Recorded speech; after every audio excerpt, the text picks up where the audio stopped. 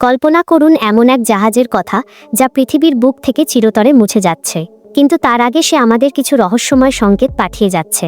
112 বছর পর আজও সমুদ্রের নিচে কি কেউ বেঁচে আছে, নাকি টাইটানিক নিজেই কথা বলতে চাইছে? বিজ্ঞানীরা বলছেন আমাদের হাতে সময় আর মাত্র কয়েক বছর, এরপর হয়তো আটলান্টিক মহাসাগরের এই বিশাল ইতিহাস চিরতরে বালিতে মিশে যাবে। বন্ধুরা, আমরা সবাই জানি টাইটানিক সমুদ্রের 12,005 ফুট গভীরে শুয়ে আছে, কিন্তু 2026 সালের লেটেস্ট 3D স্ক্যানিং রিপোর্ট যা বলছে তা শুনলে আপনার গা শিউরে উঠবে। এক বিশেষ ধরনের লোহা খেকো ব্যাকটেরিয়া প্রতিদিন প্রায় 100 কেজি লোহা খেয়ে ফেলছে এই জাহাজ থেকে।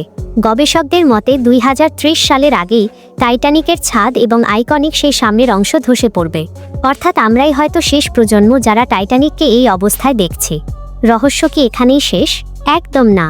সম্প্রতি এক রোবটিক অভিযানে জাহাজের ক্যাপ্টেন স্মিথের কেবিনের ভেতর থেকে এমন কিছু অদ্ভুত আওয়াজ রেকর্ড করা হয়েছে যা বিজ্ঞানীদের কপালে ভাঁজ ফেলে দিয়েছে। এটি কি কেবলই সমুদ্রের পানির চাপ, নাকি অন্য কিছু? এছাড়া টাইটানিকের ধ্বংসাবশেষের খুব কাছে এমন কিছু অলংকার আর ঘড়ি পাওয়া গেছে যা আজও অবিকল আগের মতোই আছে, যেন সময় সেখানে থমকে দাঁড়িয়েছে। 2026 সালেই পূর্ণ গতিতে কাজ চলছে টাইটানিক 2 জাহাজের। বিলিয়নিয়ার ক্লাইভ পামার ঘোষণা দিয়েছেন আসল টাইটানিকের সেই একই রুট ধরে আবারও যাত্রা শুরু করবে এই আধুনিক জাহাজ। কিন্তু প্রশ্ন হলো, ইতিহাস কি আবারও নিজেকে পুনরাবৃত্তি করবে? সেই অভিশাপ কি পিছু ছাড়বে এই নতুন জাহাজের?